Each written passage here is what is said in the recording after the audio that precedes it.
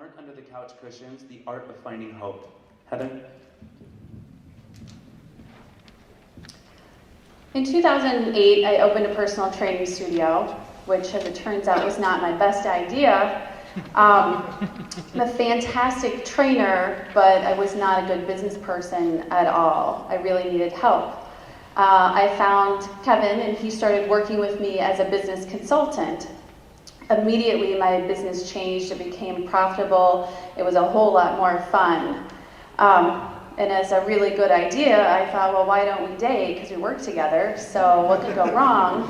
And so we started dating, and it was very good for a while.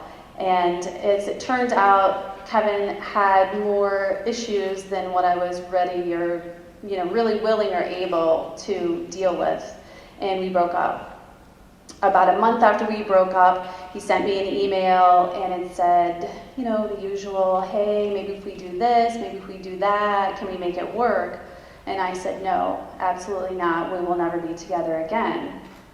And he sent me a text right after that, and he said, fine, you'll never have to see me again after tomorrow. And I said, well, I can't see you tomorrow. And then he replied, you don't have a choice. And a very long story short, the next morning he woke up and he made his bed and he loaded his dishwasher. He dropped his 3 kids off at school. He went to a pawn shop. He bought a gun. And he came to my studio where I should have been, and he killed himself on my floor. In the 2 years since that happened, I forgot my slides. That is. In the 2 years since that happened, I really have been unable to successfully articulate how I felt at that time. It was by far the most terrifying and traumatizing event of my entire life. I immediately had all of the signs and symptoms of PTSD. I had horrible flashbacks and anxiety attacks, and I had never really had any issues at all before. So to me, it was really terrifying because I know something is happening, and I know that this is bad. This is really bad. And so my immediate struggle was, what do I do? What do you do when this happens to you? And there's nobody to ask, hey, when this happened to you, what did you do? So I was just completely without any answers at all. So to understand what I chose to do, kind of give you a little background on where I come from. I grew up in the Midwest with a single mother, and my dad moved out of town when I was 5, and he moved out of state when I was 10. So it was just my mom and me. And my mom has always been fairly crazy, but very drug addicted also. And my childhood was tumultuous and unpredictable, inappropriate, just always really chaotic and very, very poor.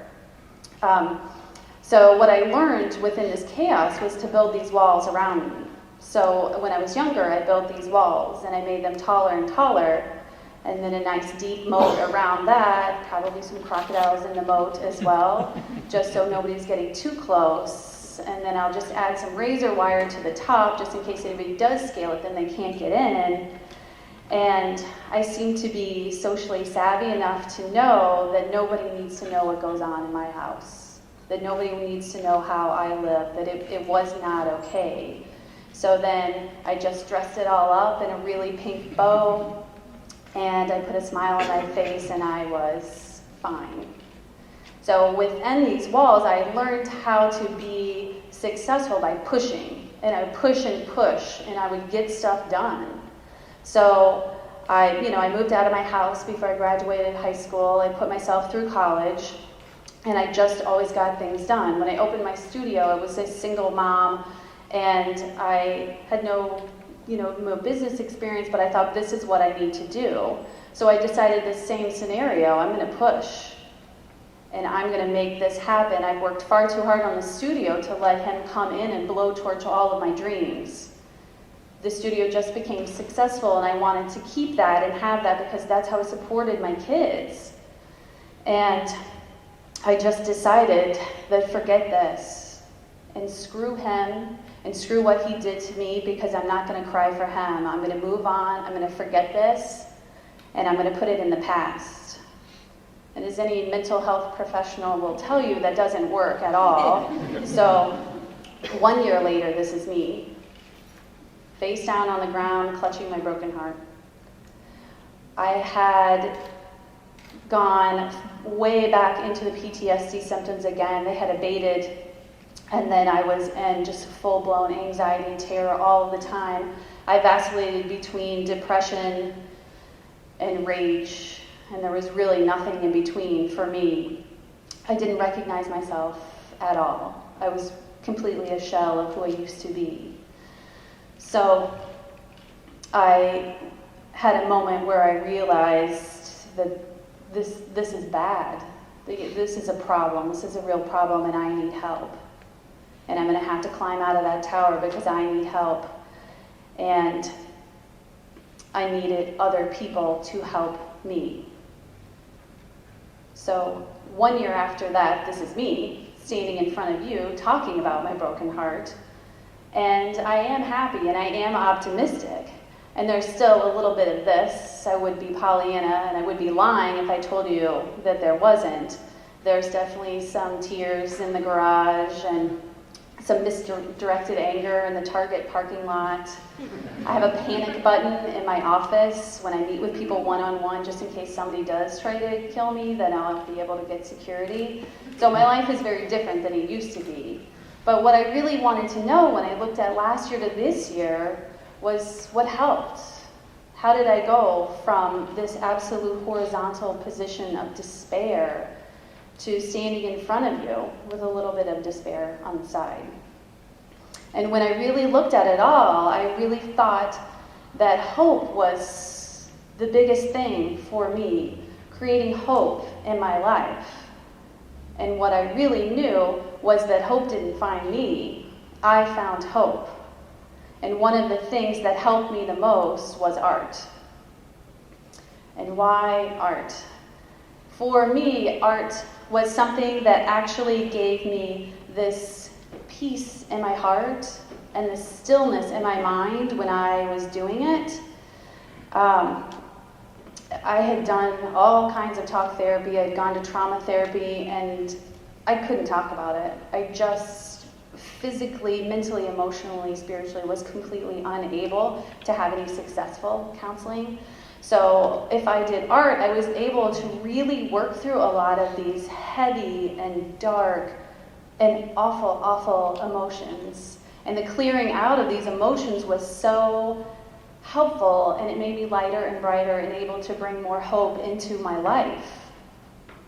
So I started to really engage in it, and when I figured that out, then become more and more passionate about it, because the better that I felt when I was doing it, and that was the most important part, it was the process of doing it. It was never the product.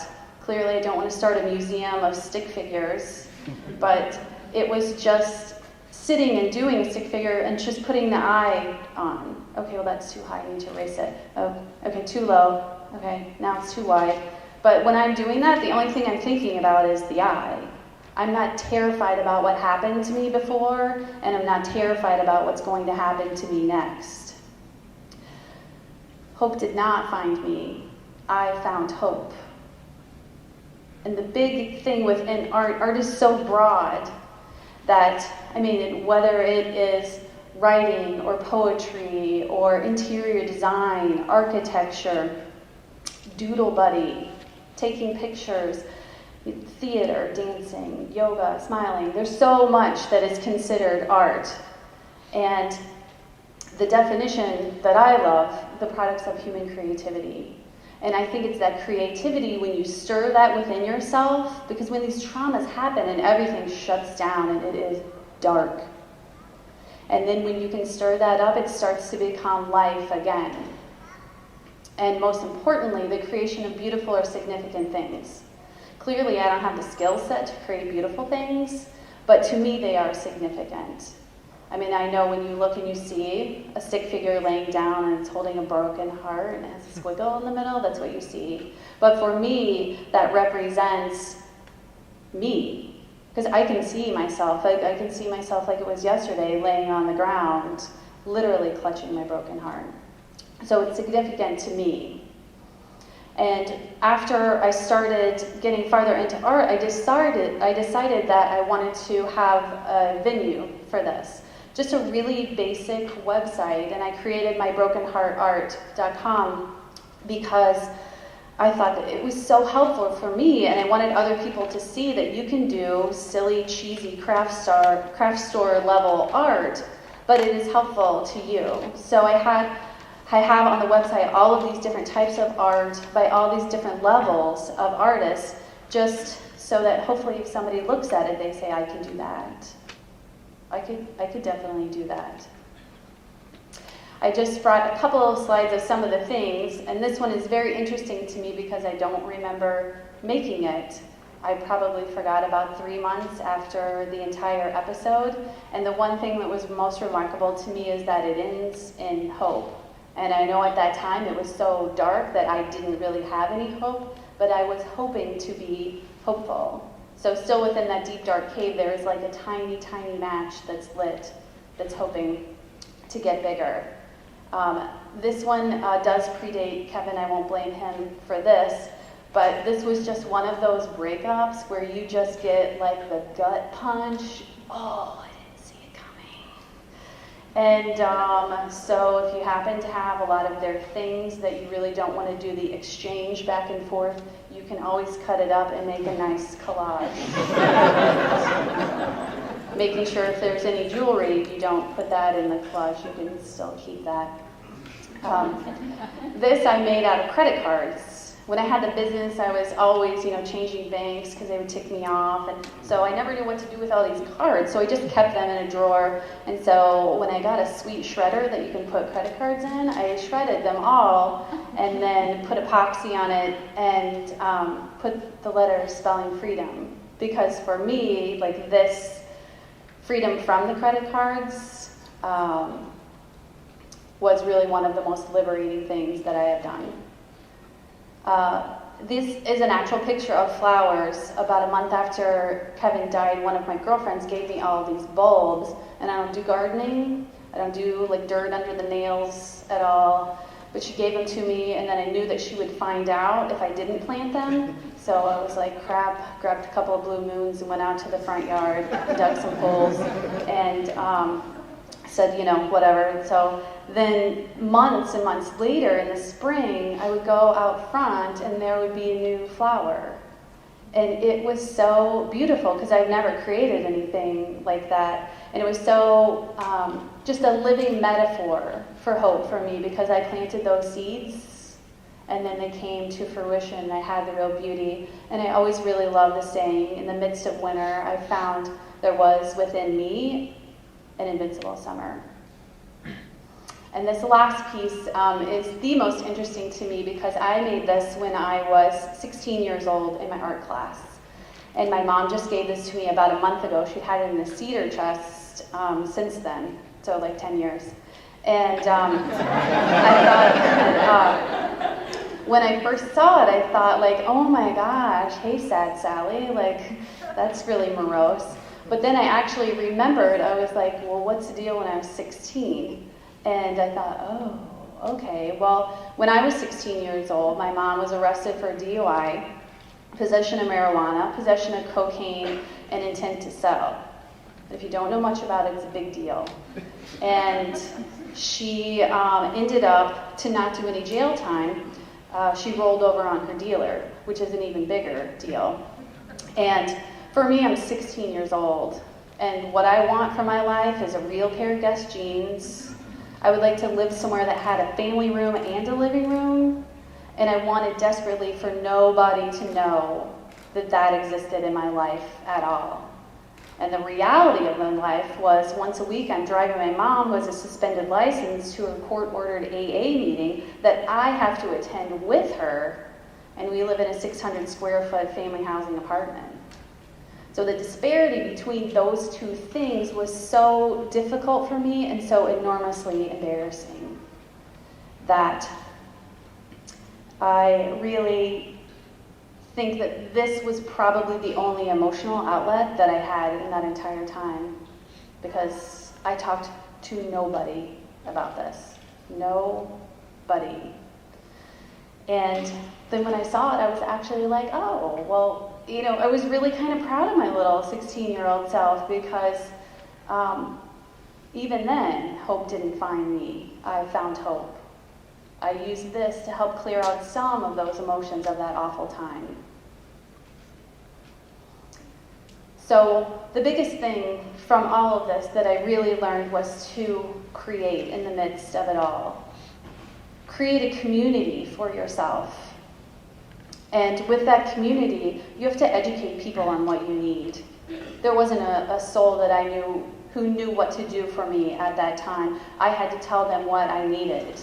And I had to come down out of my tower, and I had to let them help me.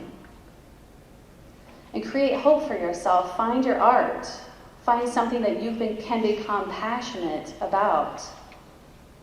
And when you feel more hopeful, create hope for other people. Tell your stories. Share your tragedies and your triumphs. And create a life for yourself that does not involve too much drinking, too much eating, too much medication, too much gambling, too much shopping to make yourself feel better. Hope did not find me. I don't think hope was ever looking for me. Hope never rang my doorbell. Hope didn't shoot me a text saying, hey, hope you feel better. Hope was not in any medication that my doctor gave me. Hope was not in the creamy center of my Oreo cookie, and hope was definitely not in the bottom of a pitcher of margaritas. I found hope. And I found hope because I was looking for hope, and I looked everywhere. And when I found something like art that made me feel hopeful, I clung to it like a life preserver. So how do you create hope in your own life? Have you found your art? Have you found your hope? Hope didn't find me. I found hope. Thank you.